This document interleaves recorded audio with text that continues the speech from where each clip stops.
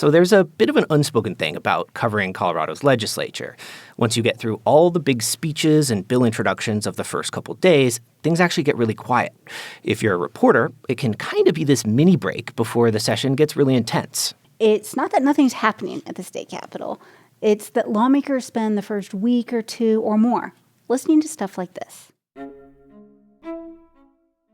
Many of you are familiar with our department structure. You've probably seen our org chart before, and you're going to hear more about our 6 divisions during today's presentation. Our departments grant program and robust technical assistance to local governments across Colorado, encourage innovation solutions. Presentation after presentation from all the departments and divisions and agencies that the legislature oversees. You heard from Dola, let's move on to the next slide, how Prop 123 works. And how it is split 60-40. 60% of that comes to OREDIT, as I mentioned. The idea is accountability, a chance to check in on how well the government is meeting its goals and doing its job.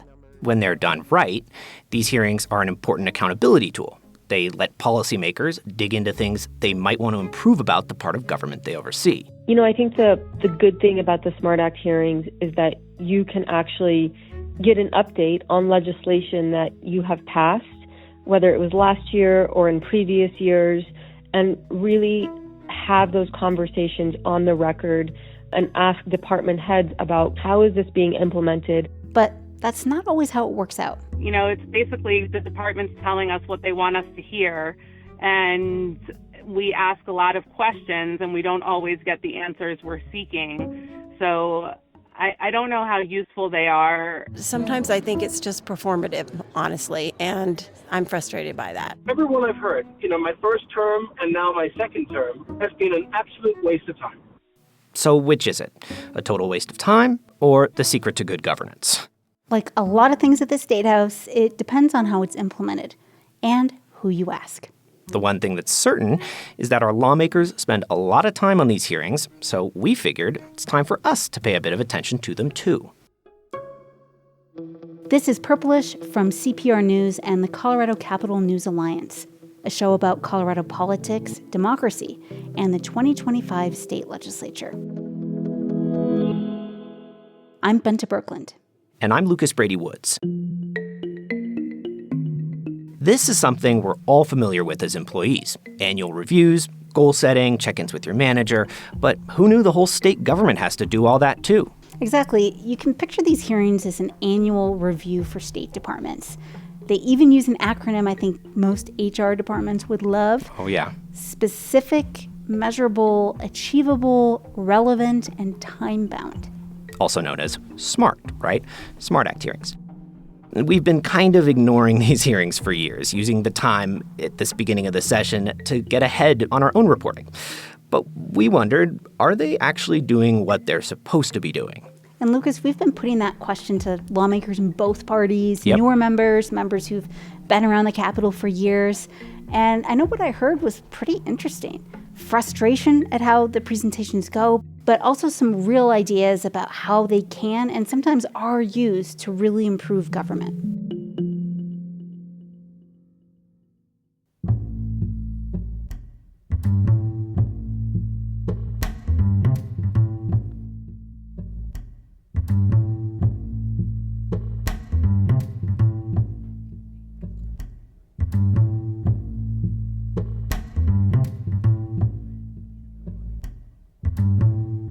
The guy behind all of this, love it or hate it, depending upon your position, was a Democratic state representative at the time, Mark Ferrandino from Denver. He's now Governor Jared Polis's budget director.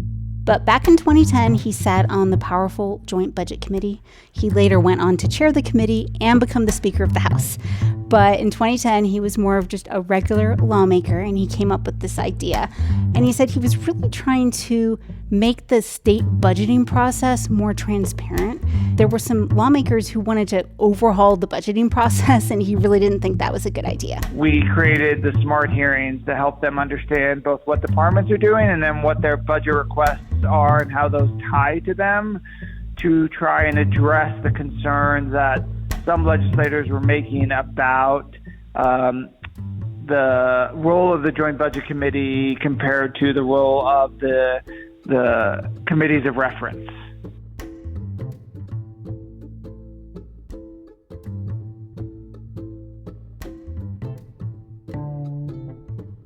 I'd love it if he actually said, don't mess with us. But to your point, he did have some goals with this. So it was oversight, accountability, and that transparency piece. Oversight of the legislature on these state agencies. And then state agencies having accountability to their programs. And transparency for the public to tune into the update. It's in a hearing room at the Capitol. People could come in person, and now there's a lot of streaming options, so anyone who wants to can listen.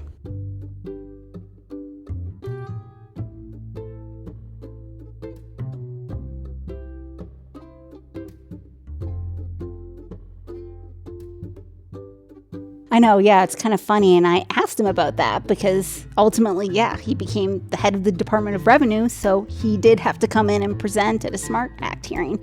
And I asked him what he learned from that process. He said it went smoothly. Besides the jokes everyone made when I had to go do it, and all the department heads were like, well, this is all your fault and why we're doing this, they always like ribbing me on that. But, you know, I do think the conversations were always meaningful. I asked him how long the preparation was, and he said it was about 20 hours or so for the agency to get ready for the SMART Act hearing. Well, one thing to note, Ferrandino said it is based on a lot of other work and goal setting the departments are already doing.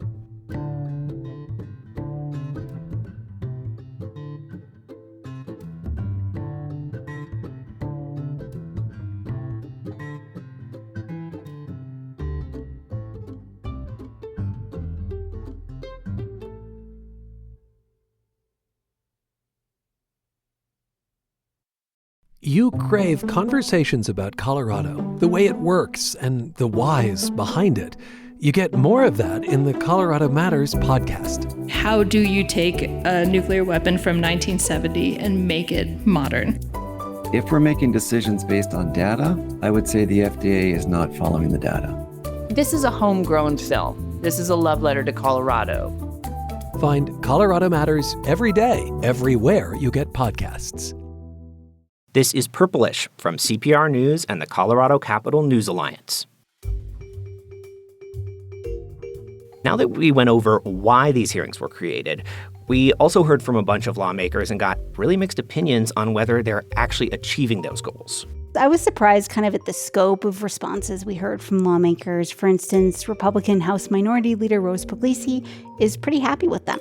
I think SMART Act hearings are incredibly important, especially for our new members, to understand some of the department priorities, where our fiscal priorities are, and to ask important questions that they're hearing from their constituents. Others, like freshman Representative Dusty Johnson, sees room for improvement. The only thing I wish would have changed is instead of reading each presentation, literally word for word on the presentation and taking up the time that we were allotted, understanding that we're all adults in the room, we should have done our homework ahead of time. I thought that's what we were supposed to do, is read the presentations and then be able to ask questions on it. So Johnson's saying here that she really thought the hearings would have a little bit more back and forth, and it just turned into more of an endless presentation. Yeah, I've heard that from a number of the lawmakers I talked to, too, and a lot of them said that they feel like they're being used by these agencies as a chance to really sing their praises and talk about their achievements as opposed to pointing out more negatives or really places where there can be improvement. I think that they feel like, for lack of a better term, maybe there's a little bit of grandstanding there.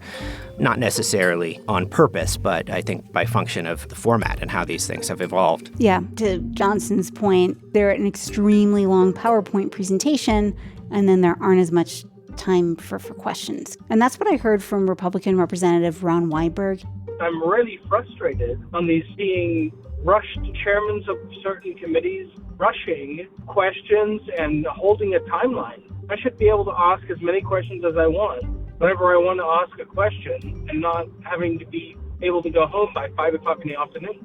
And if they can't really ask enough questions, we've heard people say, couldn't this just be an email or something, right, instead of a whole hearing? I would say, Lucas, I brought that up to Mark Ferrandino, and he talked about the public transparency portion of this, where people are listening in across the state or attending in person. That's a really good point. And I think that also links to when lawmakers do have questions and they can't get answered in the hearing because department heads have to look into this information and say they will get back to the lawmakers later.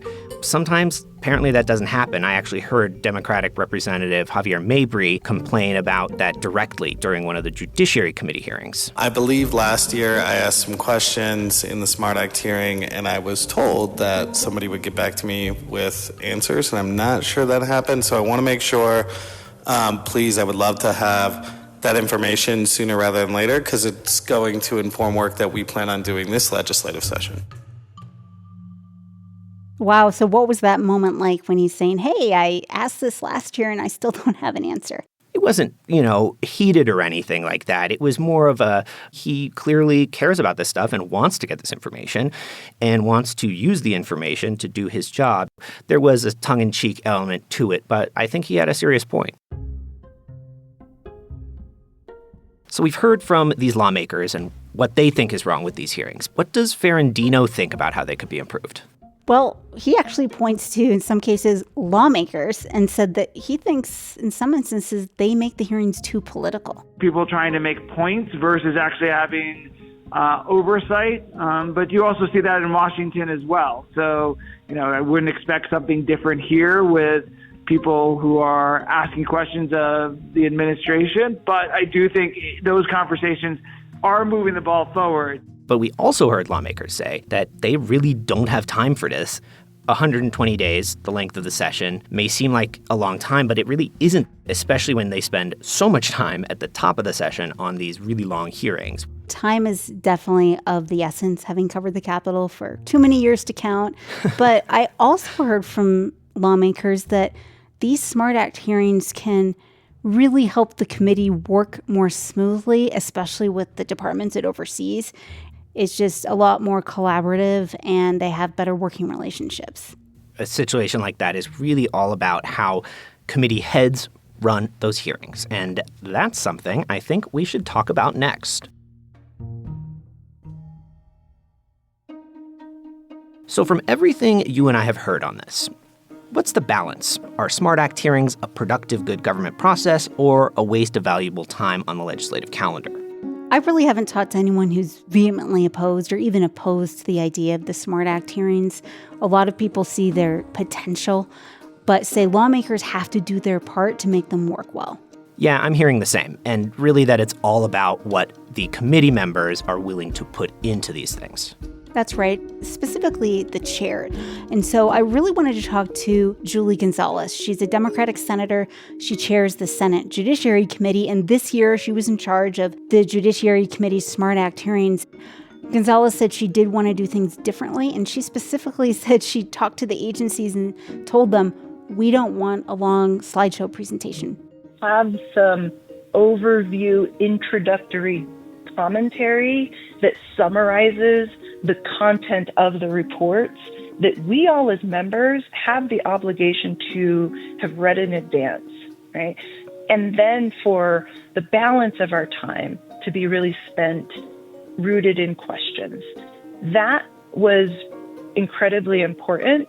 And it then also made better opportunity for public comment and dialogue to then ensue.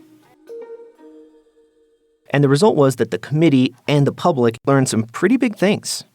That's right. I mean, Judiciary Committee on the first day of the legislative session met and talked with the Department of Public Safety about rape kit processing and DNA evidence and found out it's close to 1.5 years to process rape kits. Wow. And that's leading to police investigations not being complete, and in some cases, charges aren't filed.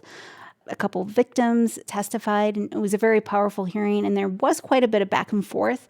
One thing I noticed was that the agency did have answers. They had the data. They could explain what was happening. They didn't have to say to lawmakers, let's talk offline or I'll get you an answer later. The department was told ahead of time, like, this is an area we want to dive into during the hearing. And I think that was pretty apparent. And Senator Gonzalez told me the day after the SMART Act hearing, lawmakers were meeting with the governor's staff to try to figure out how they can decrease the wait time for these kits, It's still a work in progress, but she was saying she thinks it's going to lead to some significant outcomes. Yeah, that's a really good example of something that lawmakers can jump off of and try to legislate and try to act on. This might be not as dramatic as the information about the rape kits, but I also listened to the Colorado Parks and Wildlife hearing, and there was a ton of good information about how wolf reintroduction is going, which means especially a lot to farmers, ranchers, rural parts of Colorado. And you saw some Western Slope lawmakers really asking some pointed questions about that. That's just another example of some pragmatic, practical information about a high-profile issue that came out in SMART Act hearings. Both of these cases, it elevated the issue for the public at large. Definitely. There was some public testimony in some of these, too, like you said, that provided some important context for lawmakers when they're looking at these issues, not just hearing this long PowerPoint presentation, but, more nuanced views, hearing from different viewpoints about these issues within the departments. Do you think a lot of committee chairs are shifting their approach? I think so. Another one of them, Representative Kyle Brown, he leads the House Health and Human Services Committee. He told me he's also trying to approach things differently and essentially wants his members to do their homework ahead of time and tell the departments what they want to know. I have really tried to make sure that our members are taking the SMART Act hearings very seriously, that we are putting together our concerns and questions in advance so that we can have meaningful dialogue, so that the agencies can provide us with information in advance, and so that we can increase our legislative oversight. And another point that Brown made that I thought was interesting, he said committees should be taking a page specifically from the Joint Budget Committee. And a huge part of that committee's work is grilling state departments essentially about their finances and their work so that they can set an accurate state budget. They compile questions, they have briefings, they push those out to the agencies, they get responses back, they have additional dialogue. We, as other committees, need to take that model and make sure that we are holding departments accountable for the work that they are supposed to be doing and for the bills that we pass. I mean, it kind of all comes back to the budget in a way. I mean, I really, even though I was covering the legislature, did not remember that the SMART Act hearings were born out of trying to make the budgeting process more transparent, which it makes sense because Mark Ferrandino is definitely one of the biggest budget nerds I've ever seen at the Capitol. And it is the only thing lawmakers have to do is pass a balanced budget. So it is pretty central to everything they're doing. Only thing they constitutionally have to do, of course. Yeah. But what does Mark Ferrandino think about these critics? I mean, he definitely has some ideas of how to make it better, but he thinks there's that flexibility and it should be up to chairs and lawmakers to improve the process. So as members have ideas of ways to make it better, I think they should look at that and see how they can do that.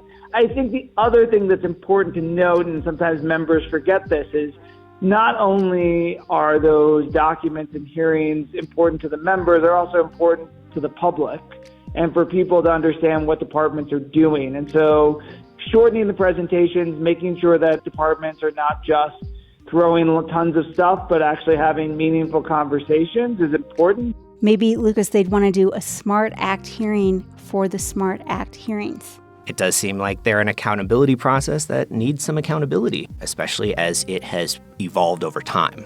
And I think we're seeing this session that some committee chairs are trying to take a different approach to make sure this time, which is very valuable, is used wisely, productively, effectively, in a way that can move forward legislation this session and also really reflect on previous policies that were passed.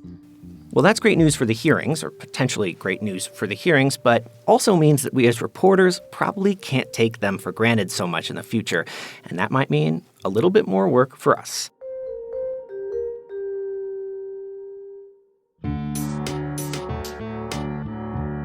That's it for this episode. Purplish is a production of member-supported Colorado Public Radio and the Colorado Capital News Alliance.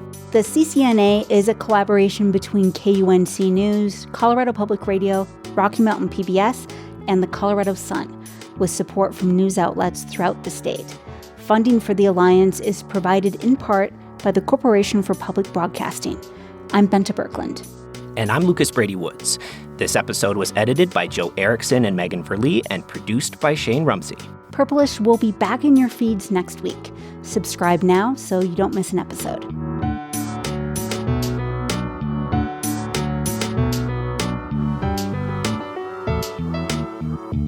This is Purplish from CPR News and the Colorado Capital News Alliance.